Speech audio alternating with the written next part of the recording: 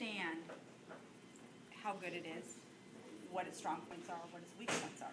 Why are we interested in that? What does that tell us about you?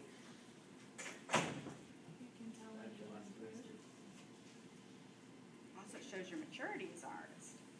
If you can decide that this piece of artwork I've done is really awesome, and this one, though I love it, is not as strong, and you make that very mature decision of what you put in and what you take out. And we can tell that when we're looking at portfolios, or the committee can, by what you put together. So one of the hardest things is choosing the type of portfolio for SCAD that you can submit. We have several portfolios that you can submit. You could submit on SlideRoom, which is a digital medium where you would take pictures and upload your artwork, or if you're doing any type of graphic design, you'd be able to upload the PDF of that. It's traditional two-dimensional portfolio. Then there is a timed media portfolio. Anyone want to venture to guess what a timed media portfolio is? It's kind of a hard one. Sometimes some people don't. Most people don't know. Timed media is something that you would videotape. So let's say the most obvious, if let's say you did video work and you had samples of your video work, you would submit that. It's up to 4 minutes.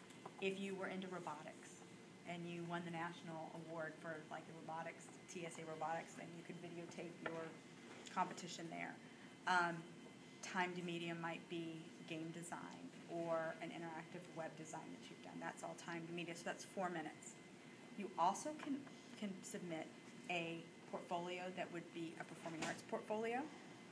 2-minute contrasting monologues, 2 of them. So you do one that was maybe a different time period, a contemporary piece and an older piece, maybe showing your ability to do Shakespeare and something modern.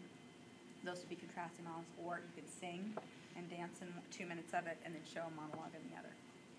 The other is a writing portfolio. Writing. That is 15 to 20 pages of any type of writing. It could be a term paper. Any IB students? IB students? Not at the school. We don't do that. You know, I didn't know because I was saying you're sending an essay. Anyone involved in DECA? Okay. So use examples of other things. Poetry, poetry in. You could put, even I had a student submit a lab report that they got an A on. So there's all these different, so any type of writing genre. Mr. Desjardins, please report to Dr. Collins' office. The other one would be an equestrian. Do you have anyone who rides horses competitively? Okay, then we won't even talk about that one. But the reason I bring this up is your portfolio, and this addresses your concern, does not have to reflect what you want to study at SCAD or at art school. It just needs to reflect your creative ability and understanding of design elements. It's a little pat on the back. We want to tell you, awesome job, look what you've done over high school. We want to reward you for that.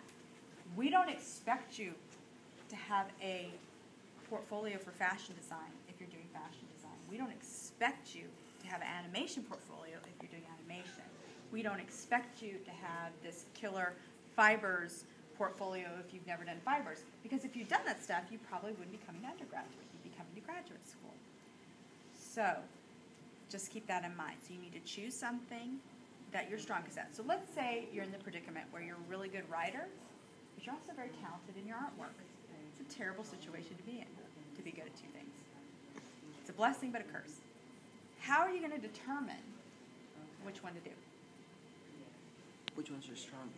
How are you going to determine that? You could ask like your peers. You could ask your peers. Good. Peers are always good. Well, who else? What about putting your artwork or your work on a social media and getting other people's critiques? Ooh, you could do that. That would be very creative. Room 208, please. Since You have some people in this room right now who all went to college and who are teaching you those elements of design. Ladies, raise your hand. Who are you that know the elements of design? They all better know the elements of design. I feel really confident that your faculty members, all of them, would be able to tell you what is really strong and what is not. You also, I'm guessing that the 2 of you lovely ladies are not the only people on the fine arts and career pathway faculty? There's other people that help you? Or are you it for graphic design? And do you have other, you're it? I'm the only art teacher. We have performing arts. County? This is amazing that these ladies do this.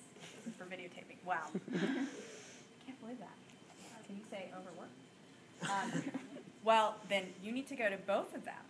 And sometimes it's going to be really good. I don't know if this would be like a situation. Have all of you had both teachers? Mm-hmm. Okay, so they know them really well. So that's really good. They know what is part of a good portfolio. The other thing that you have an advantage, I don't know if I mentioned this, but only 15% of our students at SCAD come from the state of Georgia. The rest, 14 come from international, and the rest from all over the world.